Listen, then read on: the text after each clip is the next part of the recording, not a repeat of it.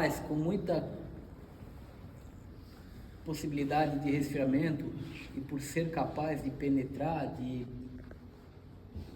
entrar no material, isso é uma coisa que não é bem verdade assim.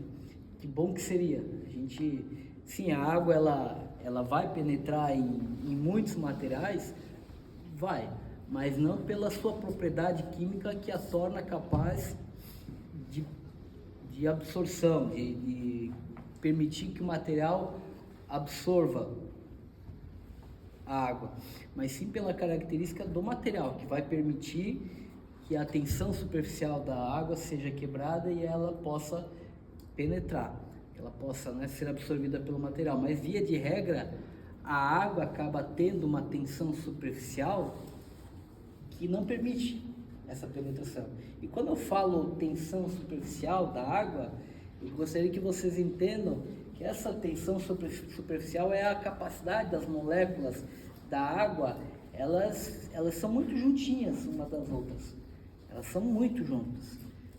E essa ligação, normalmente ela é muito, por mais que a gente observe a água, tem toda essa questão fluídica dela, mas a estabilidade molecular ainda faz com que uma molécula de água fique presa na outra, digamos assim.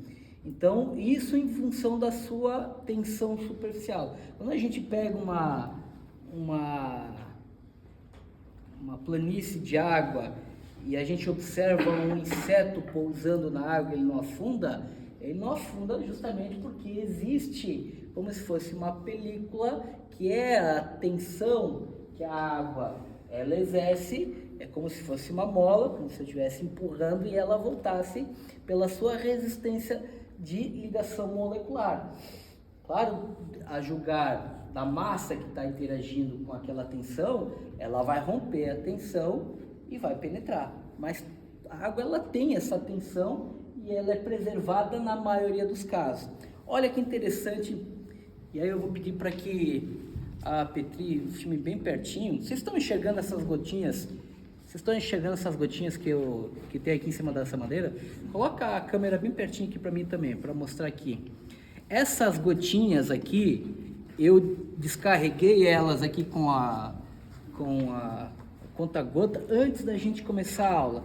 Vocês estão vendo que a madeira ainda não absorveu totalmente essa gota? Olha que interessante, eu vou pegar mais um pouquinho, tá focando bem ali, Farias? Tá pegando bem ali?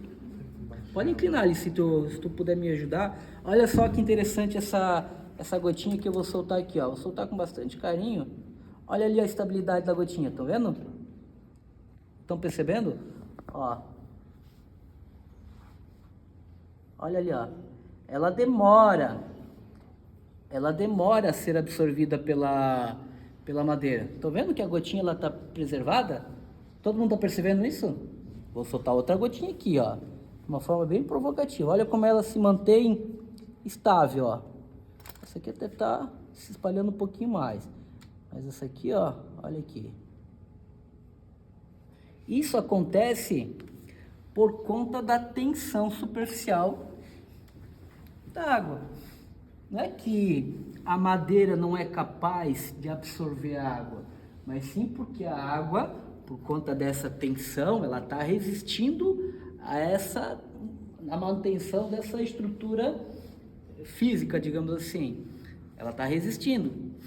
Agora, se eu toco o dedo aqui, ó, o que vai acontecer? Eu vou romper a tensão superficial da água.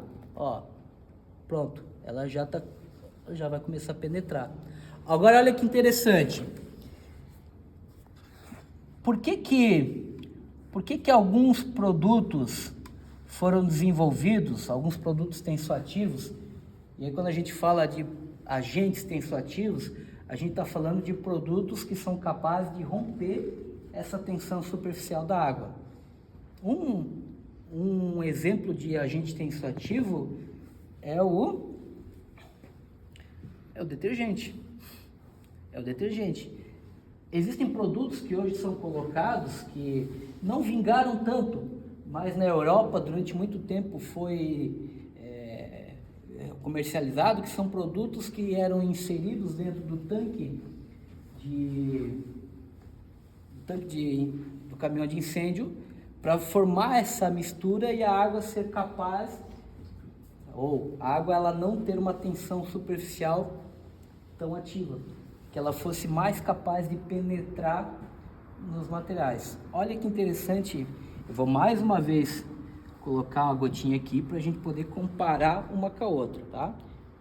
Vou botar com bastante carinho aqui, várias, que vão ficar estável.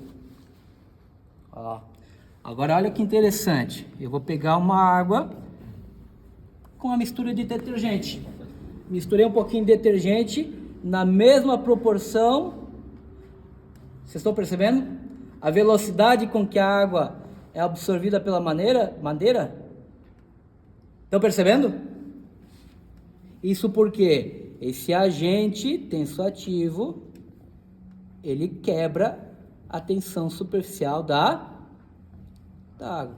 Olha a velocidade com que a água penetra na madeira. E a gente não está falando de que agora a madeira está permitindo que a água penetre. Agora a gente está falando que a tensão superficial da água foi desestruturada, permitindo que ela seja capaz de penetrar nos materiais.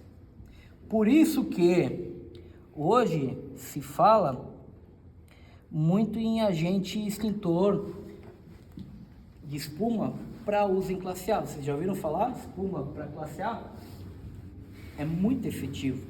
O grande problema é que a mesma desvantagem da água, que é a sua condição de ela ter muita vazão, é a mesma que atrapalha, isso ajeita ali, ó, é a mesma que atrapalha nessa questão do uso da espuma, né?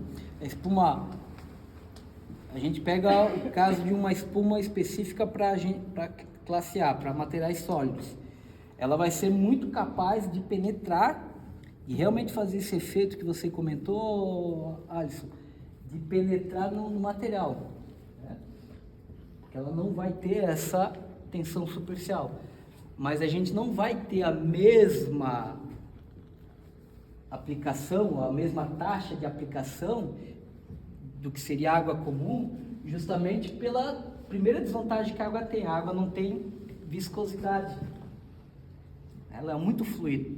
Então, um incêndio que eu espalho ou atinjo uma área grande de material com água, com espuma eu vou precisar de muito mais agente extintor. Só que a capacidade de extinção é altamente maior. Primeiro, pela sua capacidade alta de penetração, porque não vai ter a quebra da tensão superficial.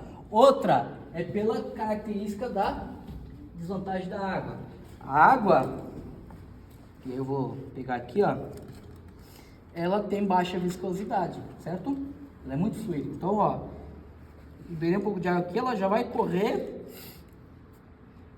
e a grande maioria da água que eu liberei em cima dessa madeira foi desperdiçada para outras regiões. É na verdade, certo? Perdi, ó, pouca coisa que ficou presa aqui. Agora, olha a diferença.